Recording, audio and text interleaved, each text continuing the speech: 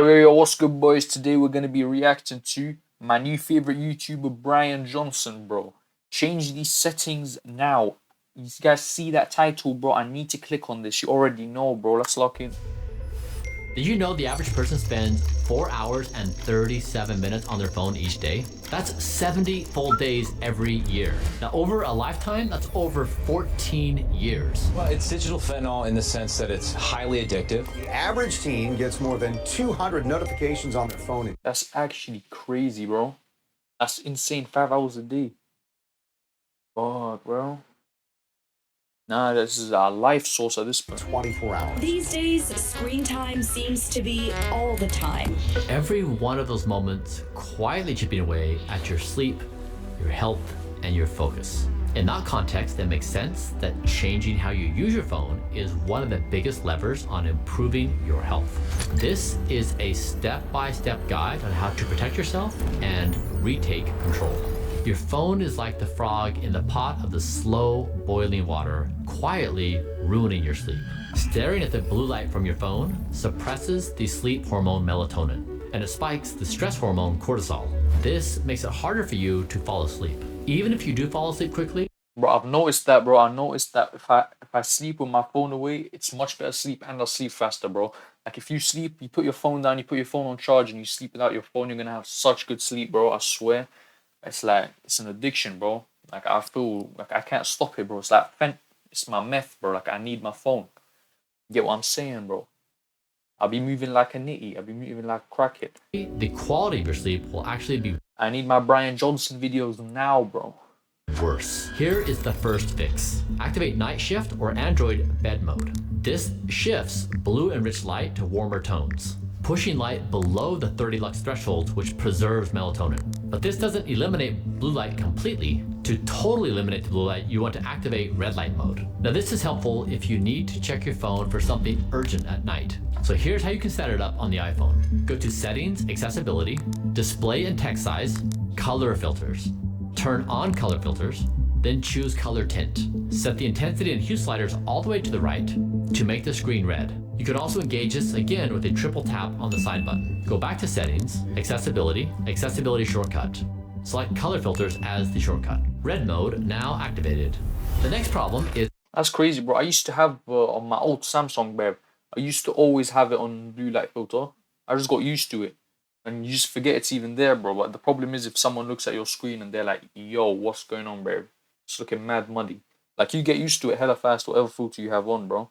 So, I mean, if it's healthy, I guess, bro, I guess. how most of us hold our phones. And just the way you're holding the phone could be causing you My some posture, serious bro. pain. If your neck feels sore after holding your phone, that's your spine screaming for help. A 2014 paper showed that tilting your neck at 45 degrees increases the load on your cervical discs from around 10 pounds to around 49 pounds of force.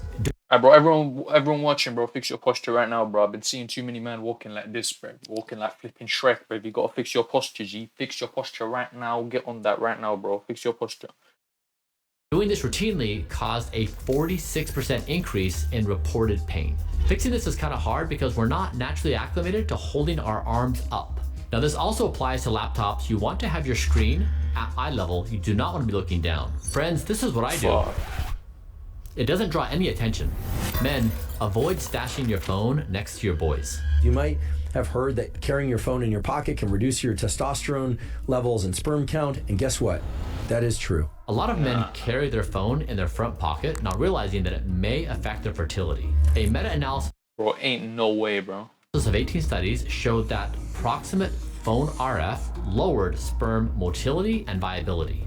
Just a little distance lowers your exposure by orders of magnitude. Next, you want to cap your volume at 80 decibels. I hear you, sometimes you just want to crank it up because it feels so good, or you're listening to music and you want to override the street noise or a crowd. But what you may not realize is you're entering the danger zone for hearing loss. Sound is measured in decibels, and for 40 hours a week, you can safely listen up to 80 decibels. Now push that up to 90 decibels and the safety zone reduces to 4 hours. That's when you start risking hearing loss. Earbuds can easily hit 100 decibels on max volume, meaning just 15 minutes of that exposure can cause hearing damage. If you're doing this, you'll notice your hearing getting worse and worse until one day you get a ringing in your ear just won't go away. Okay, so here's some solutions. In your That's scary, bro. I always wondered how people find out they need glasses. You just wake up one day and you're blind, bro. You see five of everything. That's insane, man. Take care of your health. 'Cause if you think about us as humans, bro, not to get all philosophical, bro, but we're just senses. We're our senses. Our smell, our eyes. If you had none of your five senses, you'd literally be a vegetable, bro. I'm not saying that in a rude way. You'd actually be like not a living being, bro. Because even if you are disabled and all this and all that, you have one sense, or you're basically not alive, bro. You're not alive. You're just blood moving around. phone settings, you can enforce an 80 decibel cap. Now for external noise that's going to exceed those safe levels, some earbuds and headphones have noise cancellation. Next, when you get in the car, switch on Do Not Disturb. Driving is probably the most dangerous thing all of us do on a daily basis. When your phone is notifying you as you drive, that makes things sketchy. Sending or reading a text takes your eyes off the road for as much as 5 seconds. At 55 miles an hour, that is the equivalent of driving the length of a football field. Alright, Brian, you're moving like a fed, bro. Who cares, bro? Just move on, bro. Blind. Even glancing at a notification increases your crash risk by 4 to 6x. In 2022 alone, over 3,500 deaths were related to these distraction-related events. So the solution here is to turn on Do Not Disturb with CarPlay and Android Auto. Alternatively, you could put your phone in the glove box, in the bag, or somewhere where you can't see it. Next, text with both thumbs or use voice dictation. Here's a quick one. Case reports suggest using one thumb may give you tendinitis. So the options are use what evolution gave you, 2 thumbs, your voice, or don't text. Next, you dirty animals, wipe your screen. Whoa. I am even brazy, Brian Johnson, bro. Telling me what to do, then calling me a dirty animal. Hey, you little weirdo, bro. I'm joking. I love you, bro. I love you, Brian Johnson. Aww. Play the flipping video. Daily with microfiber and 70% alcohol. Phones are pretty disgusting. Researchers at the University of Arizona found that phones have 10 times more bacteria than Toilet seats. Yeah, we already know it, bro. toilet seats. Just like you've learned to wipe your ass, learn how to wipe your phone with microfiber and 70% alcohol. Bro, why is he so sassy? I swear. Now, if you haven't heard of the 20-20-20 rule, you're really missing out. An easy solution is to adopt the 20-20-20 eye care habit. 20-20-20 rule. The 2020 rule. 2020 rule. Now, if you're staring at your screens for hours, you're focused on a close-up object. It dries your eyes and leaves them irritated. Over time, this causes temporary nearsighted blur. Okay, so here's the 20-20-20 rule. For every 20 minutes you stare at a screen, for 20 seconds, stare at something 20 feet away. All of these things, of course, are a band-aid on the wound, which is how much time you actually spend on your phone every day. So how can each of us stop or lessen our addictive, compulsive use of our phones? Eliminate all notifications. They constantly interrupt everything we're doing. Did you know that it takes the average person 23 minutes to regain focus after an interruption? Eliminate all notifications. 23 minutes, yeah, I sometimes feel that, I hear that, bro. Because when you're in that zone, you get so much done. Then when you're outside of it, bruv, you get nothing. Like when you're in that zone where you're like these days where you're hard work and you enjoy that hard work, bro. Those days are so productive on my life. If I can live my whole life in that phase, bro, you know what I would be like Elon Musk right now. I don't think that's the best example to use right now, but yeah, bro, I'd be like Elon Musk. X, IG, WhatsApp, TikTok. Although, do enable Brian Johnson notifications on YouTube. Only allow messages from those who are actually useful to you in case of an emergency. After 1 week alone, you will feel calmer and at greater peace. Okay, now if you absolutely need to enable certain strategic notifications, don't do that either.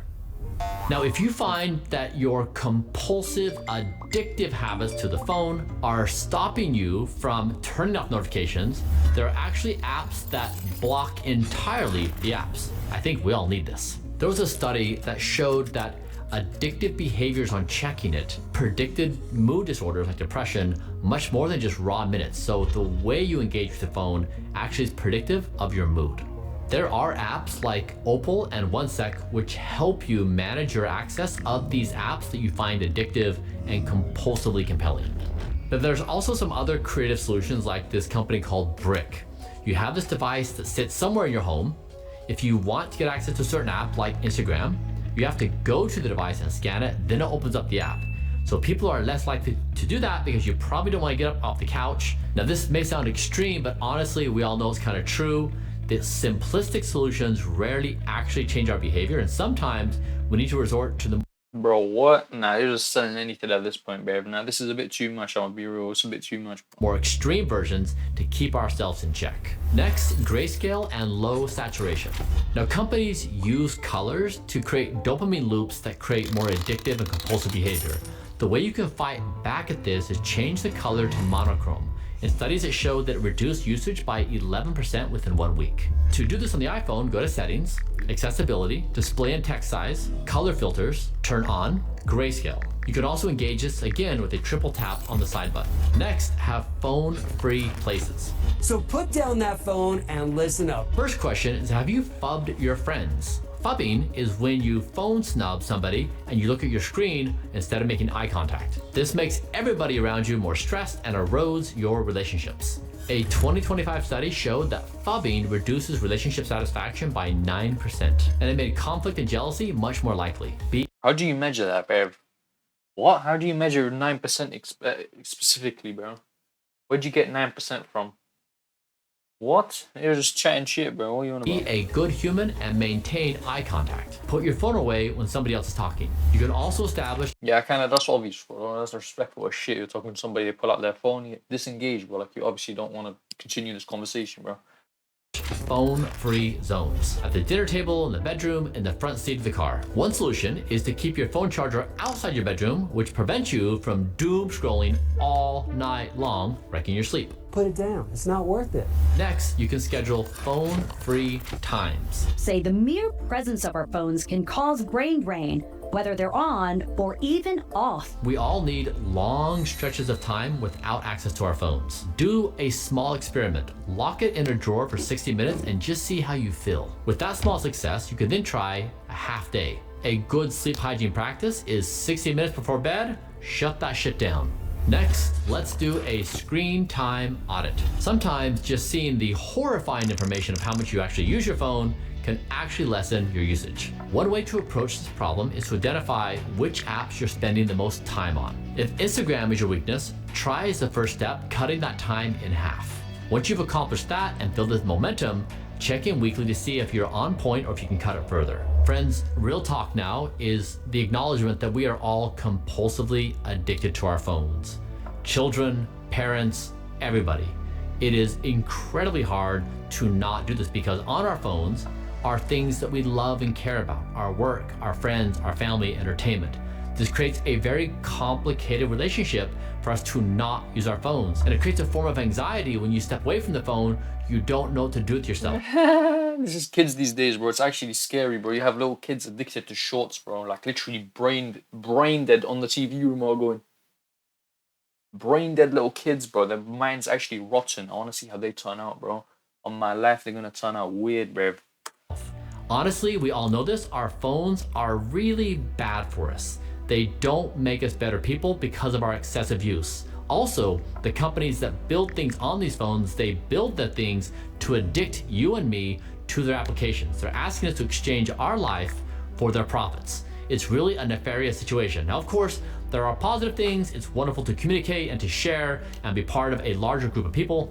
Also, they're corrosive and they ruin so many things about our health and wellness. So the goal here is to be aware of these dangers, take small steps to improve your life, because if we do, it will make you and me a better human and we will build a better world. W video, bro. Brian Johnson been cooking, bro. His videos are actually lit. I've watched every single one of them. I'm watching every single one of them. God damn, bro. He's got some good content. W Brian Johnson, go subscribe to him and subscribe to me. I'm trying to get monetized. See ya, boys. Leave any comments in the description of what I should improve in my videos. Goodbye, gangy. That wasn't a gang sign. Don't kill me.